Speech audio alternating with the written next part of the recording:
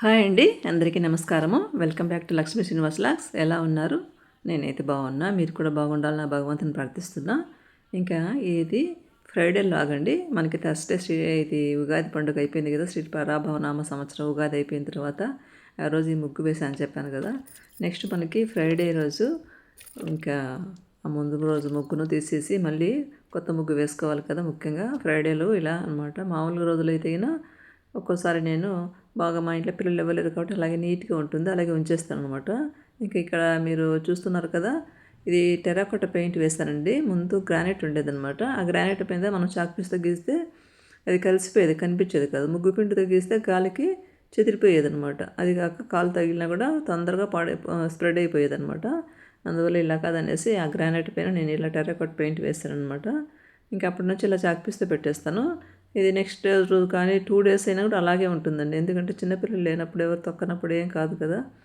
ఇంకా శుక్రవారం కోసుకొని ఇలా ఒక చిన్న ముగ్గు పెట్టేసుకొని అలాగే గడపకు ఒక పసుపు కుంకాలతోటి ఇలా పూలతోటి అలంకరించాను.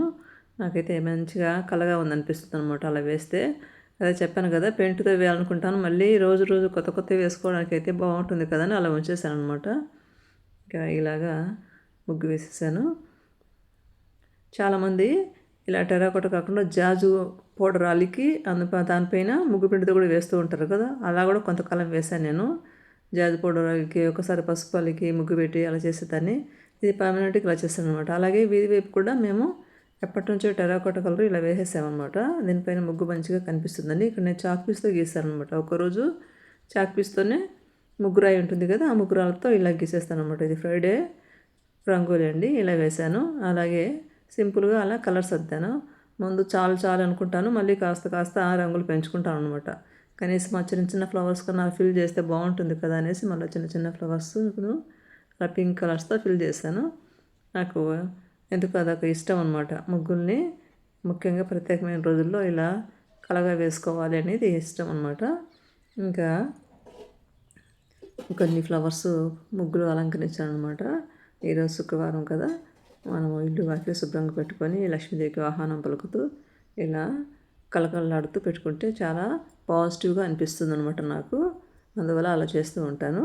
మీలో ఎంతమందికి ఇలా ఇష్టమో కామెంట్ చేయండి. ప్రత్యేకమైన రోజుల్లో ఫ్లవర్స్ అన్నీ కోస్తానని ఈరోజు కూడా అలాగే అన్నీ కోసానమాట.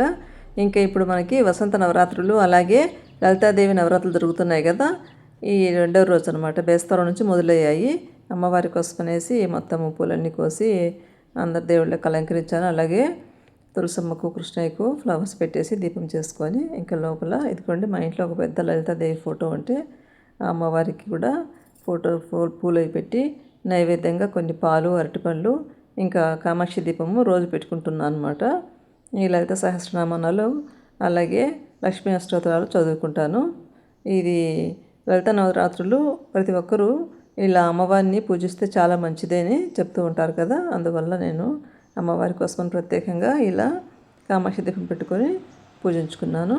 ఇంకా అలాగే రాత్రి మా వారు మార్కెట్ నుంచి తెచ్చిన వెజిటబుల్స్ అన్నీ అండి. ఇవి ఎన్ని వెజిటబుల్స్ నేను ఎప్పుడో మీకు అన్నాను కదా, ఎప్పుడు మీరు మీ గార్డెన్లో వంటలు చేస్తారా, ఏం మీరు బయట తెచ్చుకోరా అని ఎవరో కామెంట్ చేస్తారనమాట. దానికి చూడండి, ఎప్పుడు ఈసారి ఎప్పుడైనా కూడా నేను మీకు మా వెజిటేబుల్స్ మా వారు మార్కెట్ నుంచి తెచ్చినప్పుడల్లా మీకు షేర్ చేస్తూ ఉంటాను. చాలా తెస్తారనమాట. అవి ఏమంటే ముచ్చటి కోసం నేను అలా కొన్ని టబ్స్ పెట్టుకొని అదొక ఆనందం అనమాట. ఆ ప్రకృతితో కొంచెం దగ్గరగా ఉండి ఒక పనులు చేసుకుంటే మనకి హ్యాపీగా ఉంటుంది. ముఖ్యంగా లీఫీ వెజిటేబుల్స్ కోసం అని నేను అవి పెట్టుకున్నాను అనమాట. ఇంక ఇవన్నీ మామూలే. వెజిటేబుల్స్ అంటే మేము రోజు కొనాల్సిందే.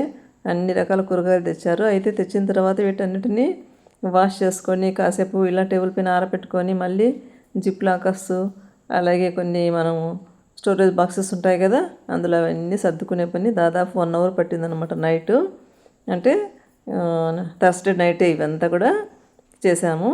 మొత్తం సర్దేసుకొని ఇంకా మార్నింగ్ కూడా ఇంకా కొద్దిగా పని ఉంటే అది కూడా చేశాను. ఎంత చేసినా కొత్త కొత్త పనులు వస్తూనే ఉంటాయండి. రాత్రి నైట్ 10 అవుతుంది, ఒక రోజు 10:30 అవుతుంది. ఇంకా మా పాప యూఎస్లో ఉంటుంది కదా, వాళ్ళకి అది తెల్లవారి టిఫిన్ టైం బ్రేక్ఫాస్ట్ టైం అనమాట. మనం 10:30కి అంటే వాళ్ళకి మార్నింగ్ 10:30 అలా అనమాట. ఒక టైమింగ్స్ చేంజ్ అవుతూ ఉంటాయి ఒక్కోసారి. ఇంకా వాళ్ళతో వీడియో కాల్స్ మాట్లాడుకొని పడుకునేప్పటికి 11 అలా అవుతుందనమాట. ఇదిగోండి ఇవన్నీ కూడా ఇలా బాక్సెస్లో కొన్ని జిప్ లాకర్స్ ఇలా అన్నీ సర్దేశాను అనమాట. ఇవన్నీ సర్ది మా ఫ్రిడ్జ్ వచ్చి చాలా పెద్దదండి, శాంసంగ్ డబల్ డోరు. అయితే నేను ఓపిక ఉన్నప్పుడు నీట్గా సర్దుతా, ఓపిక లేనప్పుడు ఎలా అంటే అలా పెట్టేస్తూ ఉంటాను అనమాట. అంటే లోపలంతా నీట్గా ఉంటుంది. బాక్సెస్ ఒక ఆర్డర్లో అయితే కొంతమంది భలే నీట్గా ఆర్డర్లో పెడుతూ ఉంటారు కదా, అంత ఆర్డర్కి అయితే మెయింటైన్ చేయను. ఎందుకంటే మా వారు స్కూల్ టీచరు, మార్నింగే మనము లంచ్ క్యారీ చేయాలన్నమాట. ఇంకా హడావిడిలో ఆర్డర్లో పెట్టేటన్నీ ఒక్కోసారి ఆర్డర్ అయిపోతూ ఉంటాయి అన్నమాట. మళ్ళీ ఫాస్ట్గా తీస్తాము, మళ్ళీ టైం ఉన్నప్పుడు ఒక్కోసారి నీట్గా చదువుతా, ఒక్కోసారి ఇలా పెట్టేస్తూ ఉంటాం అనమాట. మనకి ఇంకా వేరే దీనికంటే ముఖ్యమైన పనులు ఉన్నప్పుడు అవి చూసుకోవాలి కదా. ఇదిగోండి ఇవన్నీ ఇలా సర్దాను అనమాట. మనము రూఫ్ గార్డెన్లో కూడా ఇలా వెజిటేబుల్స్ అన్నీ కూడా పండించుకునే వాళ్ళు మంచిగా పండించుకుంటున్నారండి. కాస్త శ్రద్ధ పెట్టి మంచిగా ఎరువులు అవి వేస్తే లాస్ట్ ఇయర్ అయితే మాకు వంకాయలు బాగా వచ్చాయి. వంకాయలు, టమాటాలు మీకు వీడియో షేర్ చేశాను కదా. ఈ ఇయర్ ఏమో మరి అంతగా స్టార్ట్ అవుతున్నాయి కానీ అంతగా లేవు. ఇంక టేబుల్ అంతా తుడిచేసాను నీట్గా. ఇంకా టమాటాలు అలా కడిగేసి ఆరబెట్టాను అనమాట. కాస్త రేపు మామూలుగా అప్పటికప్పుడు చేసుకునే టమాటా పచ్చడి ఊరగాయ చేసుకుంటాము కదా, అలాగే ఇంకా వంటకు స్టార్ట్ చేశాను అనమాట. ఇప్పుడు ఫ్రైడే వంట అనమాట ఇది. పెసరపప్పు అంటే మనము పొట్టుపప్పును వేయించి చేసుకుంటాము కదా పప్పు, అది చాలా ఇష్టమండి మాకు. మంచి గుమగుమలాడుతూ మంచిగా టేస్ట్ బాగుంటుంది. రైస్ ఇందులో వచ్చి గోరుచిక్కుడు అనమాట. గోరుచిక్కుడు ఫ్రై కోసమని కుక్కర్లో పెట్టాను. అవి ఒక 2 విజిల్స్ వచ్చేస్తాయి, అవి మెత్తగా ఉడికిపోతాయి. విడిగానే ఉడకపెట్టుకోవచ్చు, మనం ఫాస్ట్గా కావాలనుకున్నప్పుడు అలా చేస్తాను అనమాట. ఇంకా పెసరపప్పు వేయించి కాస్త మిక్సీలో వేసేస్తే పొట్టంతా పోతుంది. అవి చెరిగేసుకొని పెసరపప్పు, పచ్చిమిర్చి, ఆనియన్ ముక్కలు, టమోటా అన్నీ వేసేసి చింతపండు పక్కన వేడి నీళ్ళు నానబెట్టేసుకుంటే సరిపోతుంది. ఇలా ఒక 3 విజిల్స్ రానిచ్చేస్తే పెసరపప్పు వేయించాము కాబట్టి మనకి మంచి ఫ్లేవర్ తోటి పెసరపప్పు ఆ వేయించిన స్మెల్ తోటి చాలా రుచిగా ఉంటుందండి. హెల్త్కి కూడా చాలా మంచిది. అంటే వేసవిలో పెసరతో చేసినటువంటి వంటకాలన్నీ కూడా మనకి ఆరోగ్యానికి చాలా మంచిదన్నమాట, చలువ చేస్తాయి అంటారు కదా. ఇంకా ఇవి గోరుచిక్కుడు ఫ్రై కోసమని ఉడకబెట్టినట్టువి తీసి అలా చిల్లులు గిన్నెలో వేసేసాను. ఇంకా ఇది పోపు కోసం పెట్టేసాను అనమాట. పప్పు కోసమని పప్పుకు పోపు పెట్టేప్పుడు కూడా ఇంకా మామూలే ప్రాసెస్ అందరికీ మనకు తెలిసింది కదా. అన్నీ కూడా వేసేసుకొని ఇప్పుడు విజిల్ తీసేసుకొని కాస్త వేడి నీళ్ళు పెట్టుకున్న చింతపండుని వేసి ఇది కాసేపు ఉంచి ఇలా తిప్పేసుకొని పోపును పెట్టేసుకొని మళ్ళీ బాగా తిప్పేసుకుంటే చాలా టేస్టీగా ఉండేటువంటి పెసరపప్పు తయారైపోతుంది. చాలా ఈజీ అండి. ఇది రుచి చాలా బాగుంటుంది, మాకు ఇష్టం అనమాట. అప్పుడప్పుడు ఇలా చేసుకుంటూ ఉంటాము. అంటే నేను చేసే వంట పద్ధతి ప్రాసెస్ మీకు అప్పుడప్పుడు ఇలా షేర్ చేస్తూ ఉంటాను. సింపుల్గా చాలా ఫాస్ట్గా చేసేస్తాను. నేను కూడా గతంలో స్కూల్ టీచర్గా చేసేదాన్ని కదా, అందువల్ల మాకు ఫాస్ట్గా సింపుల్గా చేసేసుకొని వెళ్ళిపోవడం అలవాటు అనమాట. ఇదిగోండి గోరుచిక్కుడు ఫ్రై తాలింపులు చేశాను అనమాట.